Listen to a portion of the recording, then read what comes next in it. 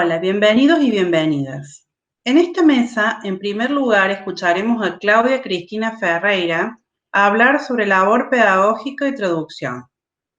En segundo lugar, escucharemos a Laura Márquez Sobriño, que nos va a explicar acerca de las contribuciones de la lingüística contrastiva y la fraseología en la enseñanza y la traducción.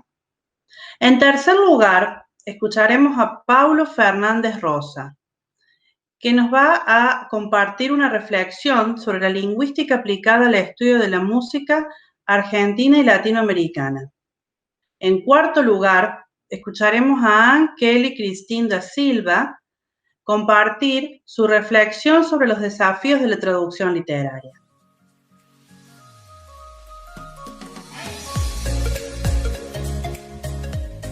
Olá, eu sou a professora doutora Cláudia Cristina Ferreira, atuo no Departamento de Letras Estrangeiras Modernas da Universidade Estadual de Londrina. E hoje nós vamos conversar sobre tradução e cultura. Bom, o título da minha comunicação é De Verde e Amarelo é assim que eu vou. Labor pedagógico e ato tradutório sob a ótica de matizes culturais. Quando eu trabalho sobre tradução e cultura, é interessante ressaltar qual que é a compreensão de competência tradutória e qual é a definição de cultura que subjaz o trabalho. Então, esclarecemos primeiramente que competência tradutória é o domínio desse saber especializado, tanto o domínio da língua base quanto o domínio da língua meta, para que o tradutor possa transitar com maior segurança e também com maior propriedade nas duas línguas. E qual que é a definição de cultura? Seria a definição de cultura com C minúsculo, porque nós temos três tipos de cultura, com C maiúsculo, também conhecida como high culture, que seria esses saberes que se referem às manifestações artísticas, canônicas, como pintura, literatura, música, cinema, e cultura com C minúsculo, segundo tipo, que é o objeto do nosso estudo hoje, que seria esse comportamento cotidiano, essa maneira de ser, as tradições, as interpretações que nós fazemos, maneira de cumprimentar, maneira de ser, agir, sentir, de toda e qualquer comunidade linguístico-cultural. Bom, e o terceiro tipo seria a cultura com K, que é restrito mais a um grupo menor, de falantes, que seria, no caso, os Amish, ou os Aimarás, por exemplo. Os Amish, eles falam inglês também, como os norte-americanos, porém, o comportamento deles, as atitudes são específicas, diferentes dos norte-americanos, dos indianos, enfim, Bom, uma vez esclarecida a concepção de cultura e de competência cultural, nós vamos para a questão de que recorte nós faremos. Nós vamos fazer, então, falar sobre tradução e cultura, sobre recorte dos culturemas, O que são culturemas? São unidades linguístico-culturais, de determinada comunidade que vão identificar, marcar ou espelhar determinada comunidade linguístico-cultural. Fermir nos diz que quando nós vamos estudar determinado fenômeno de uma comunidade X e vamos tentar encontrar um fenômeno análogo na comunidade Y, nós vamos verificar que esse fenômeno é típico da comunidade X. Então, essa é a definição pioneira aí, digamos, de culturema. Nem sempre o culturema teve essa denominação, existem outras terminologias, Por exemplo, referentes ou referências culturais, itens culturais, palavras culturalmente marcadas, realia, então são outras diferentes terminologias. Nós escolhemos o termo culturema porque entendemos que ele abarca melhor o assunto que nós vamos explorar hoje. Bom, então, uma vez visto culturemas, nós podemos perguntar: e onde nós encontramos os culturemas, Bom, nós podemos encontrar culturemas nas unidades fraseológicas, também conhecidas como frasemas ou fraseologismos. E essas unidades fraseológicas, elas seriam, então, esse repertório de fraseologismos, não é? Que o tradutor ou o aprendiz, ele deveria se apropriar para falar uma língua com maior espontaneidade, fluência, ok? E os culturemas, eles podem então estar representados, por exemplo, em interjeições, onomatopeias, expressões idiomáticas, parêmias, palavrões, também podemos aí interpretar como, outro exemplo, como jargões, né? Então, exemplos de onomatopeias. Quando eu digo au au em português, eu tenho equivalente em inglês como uf uf, em espanhol como guau guau, em japonês como wan wan. Então, vou ver assim, essas matizes aí culturais que são específicas de cada língua. Por isso, culturemas, né? Outro exemplo de onomatopeias em português, o som, né?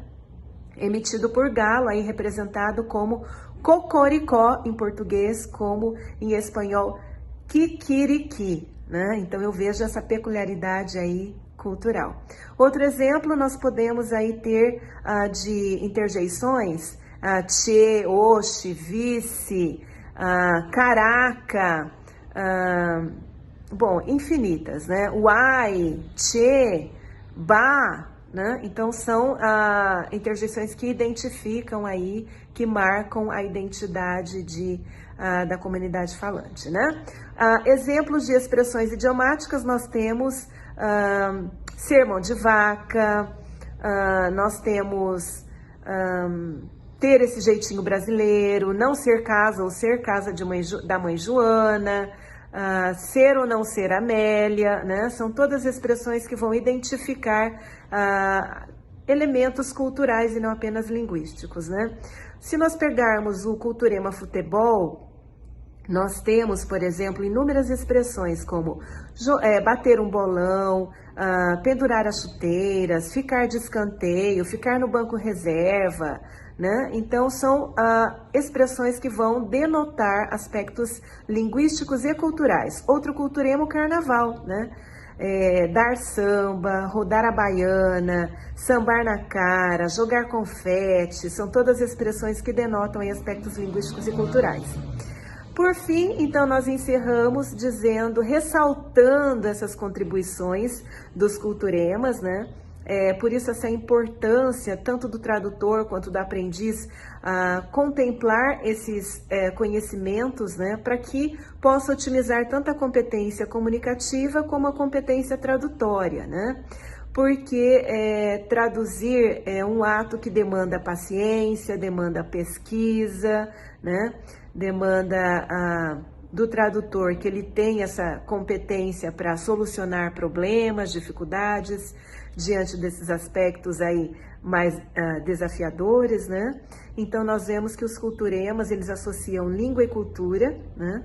E que eles trazem benefícios inúmeros ao se apropriar desses elementos aí, que vão nos auxiliar tanto na hora de nos comunicar, quanto na hora de traduzir um idioma, uma língua base para uma língua meta. Muito obrigada. Se quiserem perguntar, fazer algum comentário, meu e-mail é claucrisfer@sercontel.com.br. Me coloco à disposição. Até mais.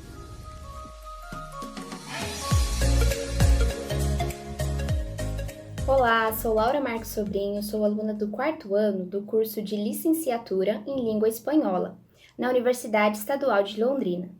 Para este trabalho, conto com a orientação da professora doutora Cláudia Cristina Ferreira, que atua como professora de língua espanhola no Departamento de Línguas Estrangeiras Modernas. Hoje conversaremos sobre a temática Echando una mano, contribuições da linguística contrastiva e da fraseologia no ensino de espanhol e no fazer tradutório. Por meio dessa apresentação, buscamos evidenciar a indissociabilidade entre língua e cultura. Nesse sentido, fazemos um recorte à fraseologia, que traz essa ideia, tem essa visão de língua e cultura de maneira inseparável. A fraseologia está mais associada à oralidade, faz com que o discurso fique mais natural, resulta da apropriação e da aproximação do conteúdo linguístico-cultural da língua meta. Para este trabalho, temos 2 objetivos. Primeiro, dialogar sobre a linguística contrastiva, fraseologia e expressões idiomáticas. E segundo, evidenciar as contribuições teórico-práticas da linguística contrastiva e da fraseologia à luz das expressões idiomáticas. Visto que já expusemos os objetivos do presente trabalho, gostaria de apresentar a definição de linguística contrastiva. Robert Lado é considerado o pai da linguística contrastiva. Outra renomada pesquisadora na área, Adja Durão, 99, assinala que a linguística contrastiva evidencia as semelhanças e diferenças de duas línguas em confronto. A linguística contrastiva se basa em 3 vertentes. Primeiro, o modelo análise contrastivo, que contrasta 2 ou mais línguas. Segundo modelo, análise de erros, que cataloga e analisa esses erros. E a terceira vertente, análise da interlíngua, que identifica que estágio da aprendizagem se encontra. Mas por que expusemos o conteúdo de linguística contrastiva? Pois vamos expor a sequência a definição de fraseologia e das expressões e de expressões idiomáticas, visto que as expressões são objetos de estudo da fraseologia e faremos isso no viés do contraste. Fraseologia se tornou reconhecida como ciência independente no Brasil na década de 80. Bally é considerado o pai da fraseologia. E no Brasil, nós temos alguns representantes que ganharam destaque, como Cláudia Chatara, Rosimeire Monteiro Plantan, Stella Tagnin, Maria Luísa Ortiz Álvares. E o que nos leva ao questionamento: qual o objeto de estudo da fraseologia? Tem como instrumento de estudo as unidades fraseológicas. E o que seriam, então, as unidades fraseológicas? São elementos linguístico-culturais que abarcam as gírias, os provérbios, as expressões idiomáticas. Provavelmente você já tenha escutado ser um Zé Ninguém, sambar na cara e bater um bolão. Faremos agora um recorte sobre as expressões idiomáticas. Segundo Chatara, 98, expressões idiomáticas são unidades linguísticas formadas por 2 ou mais palavras indecomponíveis, ou seja, elas não se separam. Assumem um sentido figurativo e é compartilhada por todos. A título de ilustração, temos várias expressões em espanhol que remetem ao contexto dos touros e a visão que os espanhóis têm acerca do tema. Por exemplo, coger el toro por los cuernos, que teria esse sentido de agarrar o problema pelo chifre. Segundo exemplo, ver los toros desde la barrera, que é o conhecido não conte comigo. E a terceira expressão, toro a toro passado, dar uma opinião posteriormente a uma decisão, sobre uma decisão já tomada, que no português nós usaríamos não adianta chorar pelo leite derramado. E é importante pensarmos sobre essa temática através de 3 perguntas: por quê, como e quando ensinar? Então, por quê? Porque as expressões, elas fazem parte do dia a dia. Elas dão naturalidade à fala. Como, né? Ou quando ensinar, melhor dizendo. Desde o primeiro contexto, tendo em vista os níveis iniciais dos alunos, pensando nas dificuldades, no contexto e como nós podemos ensinar as expressões idiomáticas, sob a perspectiva da ludicidade, num viés multimodal, por meio de música, jogos, várias linguagens, sempre adaptando ao contexto de ensino-aprendizagem. Concluímos assim que o uso da fraseologia potencializa a fala, da naturalidade, aumenta o léxico, ou seja, o vocabulário, e se apropria da língua-alvo. Convém despir-se de estereótipos, preconceitos e de visões fragmentadas a respeito do outro. Ferreira 2020 assinala revestir-se com a roupagem da língua-cultura meta, como recomenda Parêmia, quando em Roma, faça como os romanos. Agradeço pela atenção, estamos à inteira disposição e o meu e-mail é laura.marques.espanhol@uel.br. Muito obrigada! Olá, eu sou o professor Paulo Fernandes Rosa, eu sou brasileiro, do Nordeste do Brasil, Pernambuco, Recife. O trabalho que nós ora apresentamos, submetemos a esta jornada, é um trabalho que é parte, né, de um projeto de intercâmbio cultural entre dois professores, sendo uma professora brasileira de espanhol e um professor argentino de português. Ensinam ambas as línguas como línguas estrangeiras para os seus respectivos alunos entre os dois países. Esse intercâmbio cultural é um intercâmbio bastante interessante, de múltiplas vivências, onde tanto professores quanto alunos eles conseguem exatamente trabalhar um conjunto de informações que não se restringem tão somente à língua, sobretudo aspectos culturais.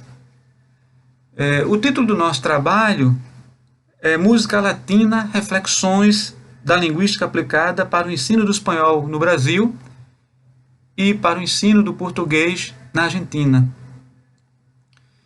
Esse trabalho está sendo realizado entre duas escolas, uma escola aqui do Recife, na rede salesiana, que está presente em parte do mundo, né, e sobretudo na América Latina. As duas escolas participantes desse projeto de intercâmbio é uma daqui de Recife, que é a Escola Sagrado Coração Salesiano de Recife, Pernambuco, Nordeste do Brasil, e a outra escola argentina é uma escola de Córdoba, onde ambos os professores desenvolvem um conjunto de ações pedagógicas, institucionais, exatamente para promover o ensino da língua espanhola enquanto língua estrangeira e promover o ensino do português na Argentina como língua igualmente estrangeira.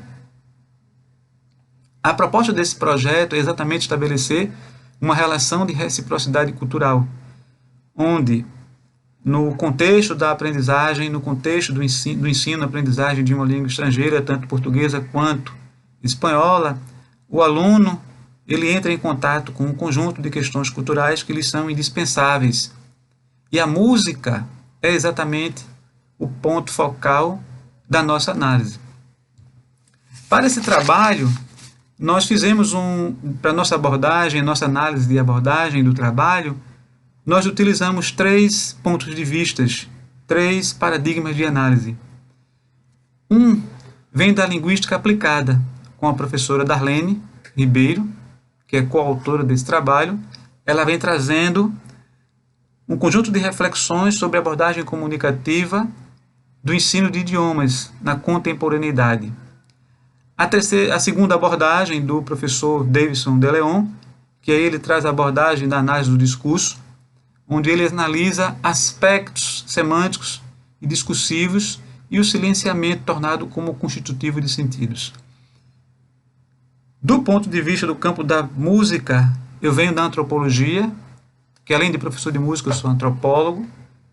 Eu trago o referencial da antropologia da música e da educação musical, onde justamente eu reflito as questões socioculturais relacionadas à escuta e à não escuta da música latino-americana em países como Brasil e Argentina. Sobretudo, a análise e as implicações dessa escuta ou da não escuta, exatamente no contexto de ensino e aprendizagem de uma língua estrangeira. E aí isso é bastante significativo porque nós construímos todo um conjunto de reflexões e de análises onde pensamos o quanto a escuta ou a não escuta, ela tem um impacto positivo ou um impacto em desfavor do processo de ensino-aprendizagem e de inserção cultural desses alunos no contexto da língua estrangeira. Bom, do ponto de vista da metodologia, nós estamos construindo nós partimos, né, de 2 formulários online para ser enviado, que foi enviado para todos os alunos, sendo um formulário específico para o aluno argentino, outro formulário específico para o aluno brasileiro, onde fazemos uma série de indagações a esses alunos a respeito do seu gosto musical, a respeito da sua escuta, a respeito da forma como eles escutam, da forma como eles interpretam, da forma como eles assimilam esse contexto musical. E para nossa surpresa foi extremamente importante, porque começamos a perceber, né, o quanto a música ela tem de importante nessa construção do processo linguístico. Além desse trabalho com os formulários, nós também nos utilizamos de um conjunto de outros materiais diversos, de outros materiais pedagógicos, que são utilizados durante as aulas em todo o projeto de intercâmbio, para fazermos análises, para escutas de entrevistas, escutas de áudios, visionamentos de imagens, de vídeos, etc. Quando a partir daí nós começamos a perceber de imediato, né, grosso modo, o quanto há uma disparidade grande com relação ao processo de escuta e não escuta da música e essa inserção no ensino da língua. Percebemos de imediato que os estudantes argentinos, eles conseguem ter acesso com maior intensidade às músicas que são produzidas no Brasil e consumem com uma certa facilidade.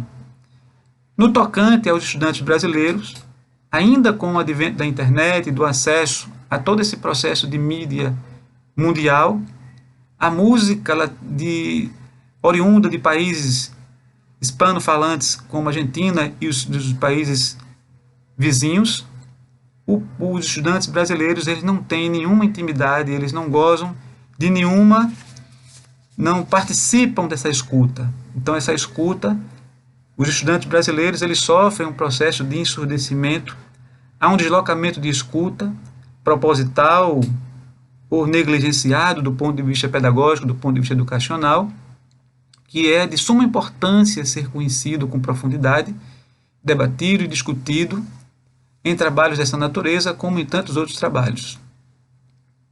Bom, esse trabalho ainda continua, né, em andamento, até porque o projeto de intercâmbio ele continua, e nós estamos aqui para apresentar esse trabalho nesta jornada internacional entre o Brasil e a Argentina. Muito obrigado pela oportunidade. Até breve.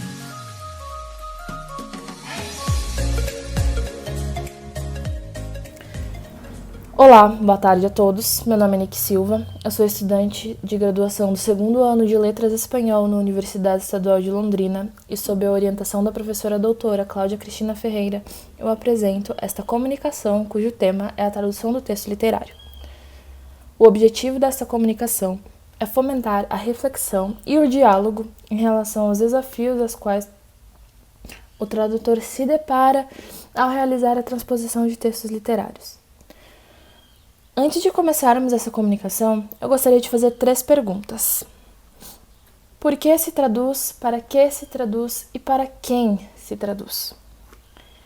Fazendo recorte na fala da autora Hurtado Albir, se traduz porque existe um leque de culturas e línguas, se traduz para que essas línguas consigam se comunicar entre si e se traduz para que pessoas que não têm o conhecimento da língua base, da língua em que se encontra o texto base, consigam se identificar e compreender o que está dentro do conteúdo deste texto. Uma das maiores dificuldades do tradutor, quando realizando a tradução de textos literários, são as unidades fraseológicas, também conhecidas como frasemas. Os frasemas podem ser definidos como manifestações linguísticas dentro de uma cultura. Podem ser considerados frasemas, provérbios, palavrões, gírias e expressões idiomáticas. Para ilustrar de melhor forma como a tradução funciona, fiz um pequeno recorte no poema de Pablo Neruda chamado Sensación de Olor, onde o verso que fluyó como el cauce de unas aguas más tranquilas foi traduzido para que flui como leito de águas mais tranquilas, visando manter o significado do texto base e também adequar a estrutura rimada do poema no processo da transposição. A partir disso, podemos citar algumas estratégias usadas para realizar a tradução, sendo elas a tradução literal, a omissão, a simplificação, a explicitação, as notas do autor, a equivalência e a paráfrase. Sempre tendo em mente que uma boa tradução é aquela em que se adequa ao contexto em que o leitor está inserido, de forma com que ele possa se identificar em aspectos culturais e linguísticos do texto. Também é importante ter em mente que um bom tradutor não é somente bilíngue. Ele tem que dominar muito bem as duas línguas as quais ele está trabalhando, além de também ser multicultural, conhecer as culturas para que dessa forma ele consiga adequar aspectos culturais de uma língua para outra, fazendo com que o leitor se identifique com a obra. Desta forma, agradeço a presença de todos e muito obrigado pela oportunidade de poder apresentar esta comunicação. Desejo a todos um bom dia. Em caso de dúvidas, vocês podem me contatar através do e-mail itsnick, com y, c.silva@uel.br. Muito obrigada. A todos um bom dia.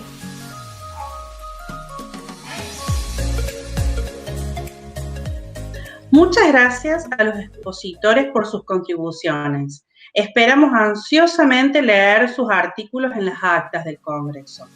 Hasta el próximo encuentro.